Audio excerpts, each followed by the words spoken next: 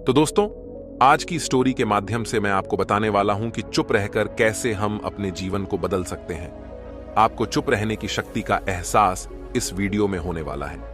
Video शुरू करने से पहले कमेंट बॉक्स में नमो बुद्धाय लिखकर वीडियो को लाइक जरूर करें। तो चलिए शुरू करते हैं इस कहानी को। जापान में एक बहुत ही प्रसिद्ध बौद्ध भिक्षुक रहा करते थे। उनका नाम रिसाई था। रिसाई अकेले रहते थे। दुनिया के शोर शराबे से दूर जंगल में वो रहते थे और वह बड़े ही ध्यानी और प्रभु भक्त व्यक्ति थे, इसलिए वह पूरे जापान में बहुत अधिक प्रसिद्ध थे। एक दिन एक राजकुमार रिसाई के पास आया और बोला, हे प्रिय भिक्षु, मैं हमेशा थका हुआ, निराश और परेशान महसूस करता हूं। मेरा मन निराश और परेशान महसूस करता हूं। मेरा मन बहुत अशांत रहता है। हालांकि मेरे पास सब कुछ है, दौलत, शोहरत, सुख सुविधाएं जो हर व्यक्ति चाहता है या पाने की इच्छा करता है, लेकिन फिर भी मेरे अंदर इतनी अशांति और चिंता क्यों है? रिसाई ने उसकी बात बहुत ही ध्यानपूर्वक सुनी और कुछ सोचने के बाद कहा, तुम इस प्रश्न का उत्तर जानते हो, बस तुमने कभी इस प्रश्न को हल करने की कोशिश नहीं की है। रिसाई ने आगे कहा, मैं एक रिसर्च करना चाहता हूं, क्या तुम मेरा साथ उसमें दोगे? इस रिसर्च के बाद तुम्हारे जीवन में किसी भी तरह की अशांति और चिंता नहीं रहेगी। ये बातें सुनकर राजकुमार बहुत हैरान था। उसने रिसाई से कहा, बताइए, मुझे क्या करना होगा? अपने मन की शांति के लिए मैं कुछ भी करने को तैयार हूं। राजकुमार की इन्हीं बातों को सुनकर भिक्षु ने कहा, तो फिर आप अगले 15 दिन के लिए मेरे आश्रम में रहोगे और एक सामान्य व्यक्ति की तरह अपना जीवन व्यतीत करोगे, और इन 15 दिनों में तुम अकेले और चुपचाप रहोगे, जितना हो सके कम बोलोगे। राजकुमार उस भिक्षु की बातें सुनकर सहमत हो गया। पहले दिन राजकुमार को लगा कि उसका मन सामान्य से अधिक अशांत और विचलित है। उसके मन में तरह तरह के विचार आ रहे हैं और वह आम लोगों की तरह जीवन जीने में असहज महसूस कर रहा है। उसे अंदर से बोलने की इच्छा हो रही थी, लेकिन वह चुपचाप रहा। उसके मुंह से एक भी शब्द नहीं निकला। बस वह चुपचाप बैठा रहता। लेकिन रात होते होते उसे अंदर ही अंदर शांति का अनुभव होने लगा। उसके लिए यह अनुभव अजीब था। वह खुद से पूछ रहा था कि वह अंदर ही अंदर इतना खुश क्यों है और उसकी आंतरिक बेचैनी और चिंता कम क्यों होने लगी है। अगले दिन राजकुमार अकेला चुपचाप बैठा रहा और वह प्रकृति को निहार रहा। वह पौधों को, फूलों को, आकाश में उड़ रहे पक्षियों को। वह अपने जीवन में पहली बार यह अद्भुत दृश्य महसूस कर रहा था कि उसके पास कितनी सुंदरता है। वह दिन भर प्रकृति की सुंदरता को निहारता रहता और उसकी ताजगी को महसूस करता रहता।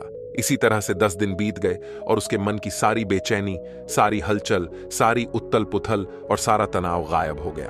11वें दिन की सुबह राजकुमार फिर से एकांत में बैठ गया और कुछ ही मिनटों में उसकी आंखें में बैठ गया और कुछ ही मिनटों में उसकी आंखें अपने आप बंद हो गईं और वह गहरे ध्यान में चला गया। वह पूरे दिन वहीं पर आंखें बंद करके बैठा रहा और गहरे ध्यान में डूबा रहा। ना कोई शब्द, ना कोई चिंता। राजकुमार भीतर से असीम शांति और आनंद से भर गया। राजकुमार अपने बाकी के 4 दिन इसी तरह गहरे ध्यान में व्यतीत करने के बाद 15 दिन बाद रिसाई के सामने प्रस्तुत हुआ और रिसाई को प्रणाम करके बोला, प्रिय भिक्षु, मुझे उत्तर मिल गया कि मेरे मन में इतनी उथल पुथल और चिंता क्यों थी। मैं जान गया कि मेरा मन इतना अशांत और विचलित क्यों था।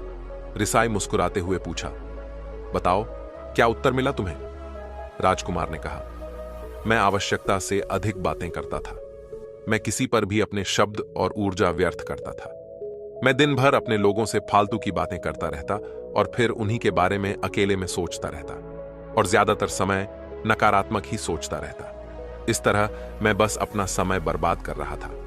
ज्यादा बोलने और नकारात्मक सोचने की वजह से मेरा मन अशांत और बेचैन हो गया था और इसी वजह से मैं किसी भी काम को ठीक से नहीं कर पा रहा था, जिसकी वजह से मैं हर काम में असफल होने लगा और फिर इन्हीं लगातार मिलने वाली असफलताओं की वजह से ही मैं और भी उदास और चिड़चिड़ा हो गया।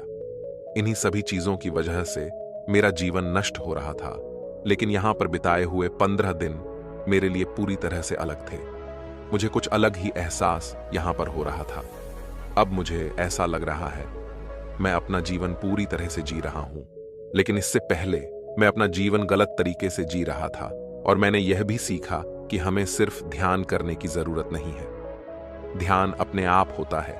जब हम इस शांत और मौन होते हैं।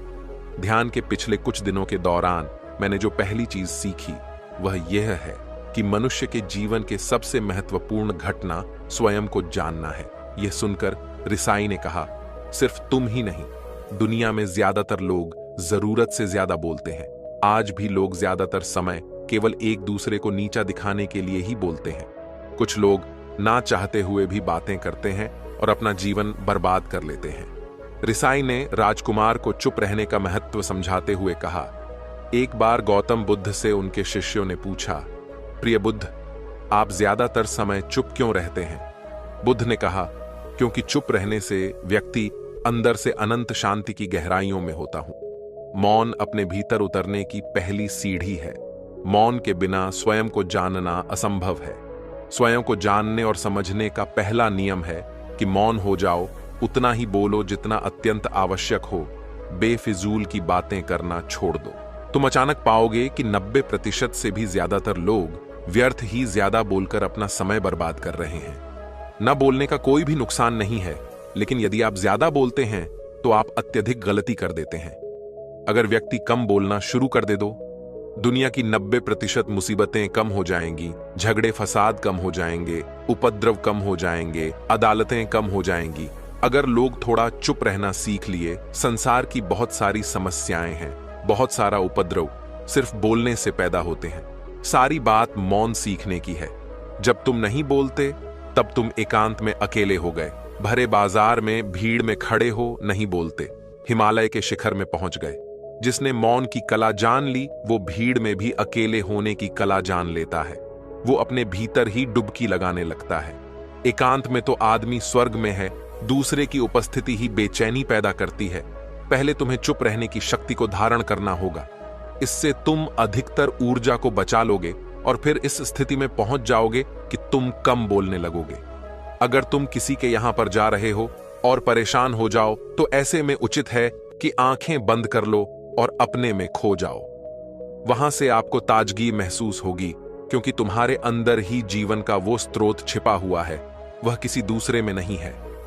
इसके बाद राजकुमार उस रिसाई से पूछते हैं, आखिर कौन हमें अपने अंदर तक लेकर जाएगा? ये बातें सुनकर रिसाई बुद्ध कहते हैं, तुम्हें स्वयं ही अपने अंदर उतरना होगा और वहीं से परम राज्य जीवन का आनंद ले पाओगे। आनंद का यहीं से जन्म हुआ है, यहीं से तुम मौत में डूब जाओगे। यही तुम्हारा सूरज उदय होगा और यहीं से अस्त होगा। इसी प्रकार तुम बार बार डुबकी लगाओ। जब भी तुम डुबकी लगाकर लौटोगे वहां से तुम पाओगे फिर ताजगी भरी जीवन की नई संपदा मिलेगी। इस नई शक्ति के जन्म होने से तुम्हारी थकान गई, उदासी गई, चिंता गई। जैसे कोई स्नान करके लौटता है तो शरीर शीतल हो जाता है, शांत हो जाता है। ऐसे ही जब कोई भीतर से साफ होकर वापस आता है, मौन में स्नान करके लौटता है, तो समस्त अस्तित्व, समस्त व्यक्तित्व शांत और मौन हो जाता है, आनंदित हो जाता है। जब तुम आंतरिक मौन की उस पराकाष्ठा पर पहुंच जाओगे तब तुम पाओगे कि बोलने से भी तुम्हारा मौन खंडित नहीं होता, वो बना ही रहता है। उसकी एक अंतर्धारा लगातार तुम्हारे भीतर बहती रहती है। तुम बोलते तो हो, तुम शब्द का उपयोग भी करते हो, लेकिन वो तुम्हारे मौन को खंडित नहीं कर पाती। एक बार गहरे मौन में स्थिर हो जाओ, फिर तुम्हारी वाणी में भी मिठास आ जाएगी। तुम्हारा बोलना संगीतपूर्ण होगा, तुम्हारा बोलना सत्य होगा। तुम बोलोगे तो दूसरों पर भी शीतलता छा जाएगी। जैसे ही तुम अंदर से चुप होते हो, तुम इतने शक्तिशाली होने लगते हो कि समाज की निर्भरता तुम छोड़ने लगते हो और तुम्हारे जीवन में एक मस्ती आती है जो केवल दीवानों के जीवन में होती है। तुम्हारे चेहरे पर एक नई रौनक आ जाती है। तुम्हारी आंखें किसी अमृत के समान हो जाती हैं और तुम अनंत शांति के समुद्र में डूबने लगते हो। इतना कहकर भिक्षु रिझाई ने अपनी बात खत्म की और वो मौन में चले गए। राजकुमार उनका धन्यवाद कर कर अपने महल में चला गया। दोस्तों, आपने भी अनुभव किया होगा कि बहुत ज्यादा बात करने से दिमाग अशांत हो जाता है, जिससे हम अपने दिमाग पर नियंत्रण खो देते हैं और साथ ही अपना ध्यान भी खो देते हैं। जो लोग बहुत ज्यादा बोलते हैं उनके पास किसी एक काम पर ध्यान केंद्रित करने की काबिलियत नहीं होती। वो अपने किसी भी लक्ष्य पर पूरी तरह से केंद्रित नहीं कर पाते। अगर हमारा दिमाग एक जगह केंद्रित नहीं है तो हम जीवन की सच्चाई नहीं समझ पाते और ना ही मनचाही सफलता कभी हासिल कर पाएंगे। इसके अलावा भी आपने देखा होगा कि जो लोग अधिक बोलते हैं वो अक्सर लोगों के बीच हंसी का पात्र बन जाते हैं, और जो लोग कम बोलते हैं और अपनी बात पर कायम रहते हैं, उन्हें लोगों से सम्मान मिलता है। लोग उनकी बातों को सुनते हैं और उन पर भरोसा भी करते हैं।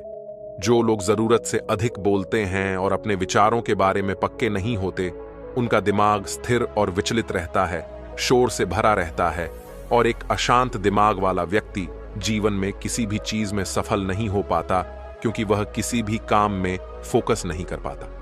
यदि किसी व्यक्ति को यह पता है कि उसे कब, कहां और क्या बोलना है, तो वह व्यक्ति सच में बहुत बुद्धिमान है, और ऐसा व्यक्ति जहां भी जाता है उसका व्यक्तित्व आकर्षण का केंद्र बन जाता है, और वह जो कुछ भी करता है उसमें सफल अवश्य होता है।